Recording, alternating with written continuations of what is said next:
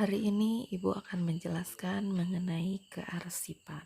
Ada yang tahu apa itu arsip dan kearsipan?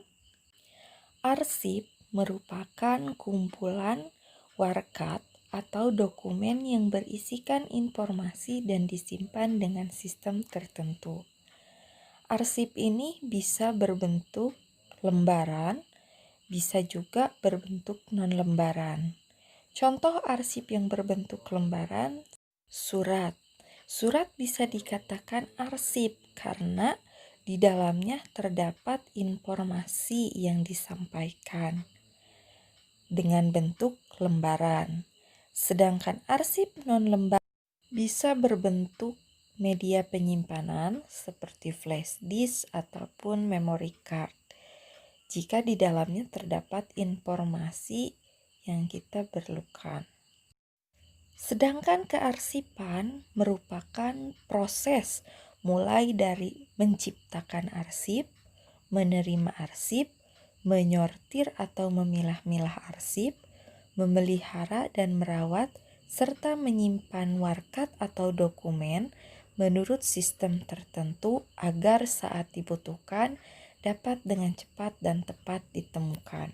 Artinya, kearsipan itu adalah proses mulai dari kita menciptakan arsip sampai dengan menyimpannya dengan aturan tertentu. Kenapa harus menggunakan aturan tertentu? Agar jika nanti kita membutuhkan arsip tersebut bisa dengan cepat dan tepat Berikutnya ada syarat-syarat arsip. Suatu dokumen dapat dikatakan sebagai arsip jika memenuhi beberapa syarat sebagai berikut. Yang pertama, suatu dokumen dapat dikatakan sebagai arsip jika dokumen tersebut memiliki nilai guna. Memiliki nilai guna di sini artinya dokumen tersebut memiliki informasi sehingga dapat dikatakan sebagai arsip.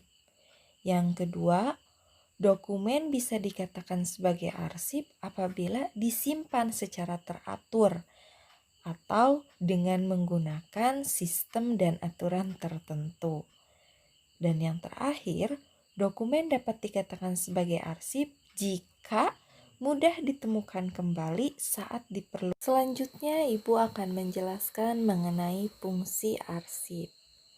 Fungsi arsip yang pertama yaitu mendukung proses pengambilan keputusan.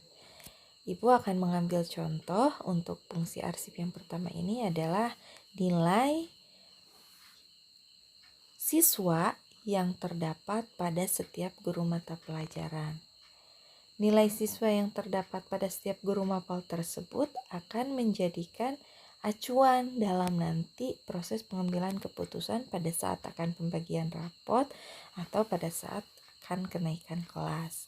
Misalkan siswa tersebut nantinya akan dimasukkan ke dalam siswa yang berprestasi ataukah siswa yang biasa-biasa saja atau siswa yang berada pada peringkat. Yang kedua yaitu menunjang proses perencanaan. Ibu ambil lagi contoh. Untuk ini ada arsip rapot. Rapot siswa di sini nanti akan muncul nilai-nilai sebagai hasil capaian belajar siswa baik itu selama 1 semester ataupun 1 tahun. Dari sana contohnya siswa yang berprestasi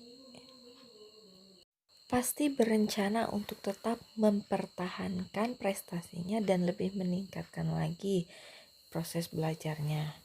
Sedangkan bagi siswa yang memiliki nilai rapot atau berada pada peringkat yang bawah atau kurang baik, maka akan memproses atau merencanakan proses belajar yang lebih giat lagi dan lebih baik lagi agar nilainya lebih baik lagi dan prestasi akan lebih meningkat dengan disertai peningkatan peringkatnya. Selanjutnya sebagai pendukung pengawasan, artinya kembali lagi ke contoh rapot tadi. Berdasarkan nilai yang diperoleh pada semester pertama, kemudian merencanakan belajar untuk lebih giat lagi, prestasinya meningkat bisa dilihat dari rapot tersebut. Sehingga poin tersebut bisa dikatakan sebagai fungsi arsip dalam mendukung pengawasan. Poin selanjutnya yaitu sebagai alat pembuktian. Di sini Ibu akan mengambil contoh arsip berupa akte kelahiran. Akte kelahiran berisikan nama seseorang, tanggal lahir seseorang, tempat ia dilahirkan, dan orang tua yang melahirkannya. Dari arsip tersebut bisa dijadikan sebagai alat bukti bahwa nama yang tercantum pada akte tersebut merupakan anak dengan orang tua yang namanya tercantum di dalam akte itu sendiri.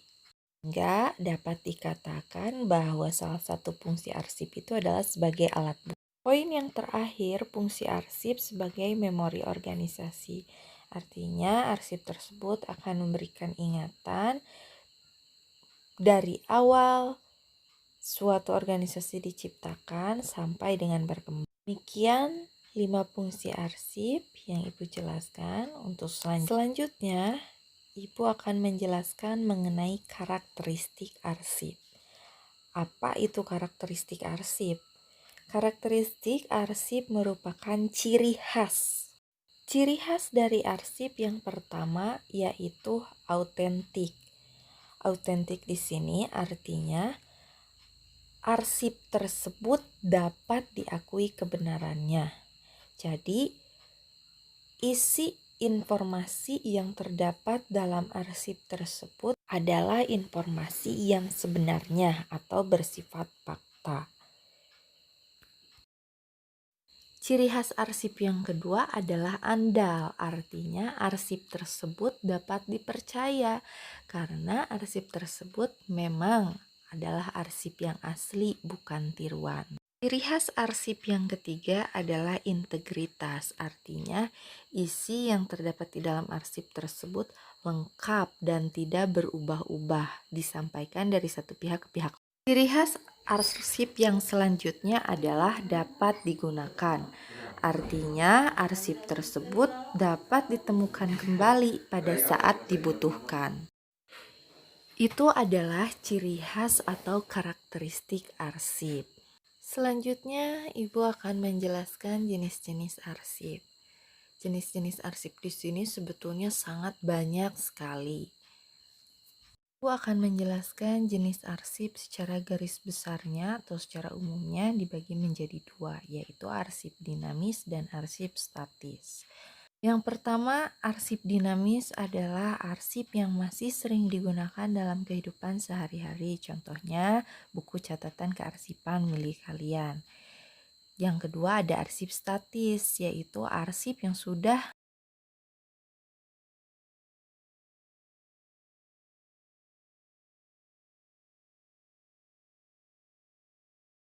Sekian dan terima kasih.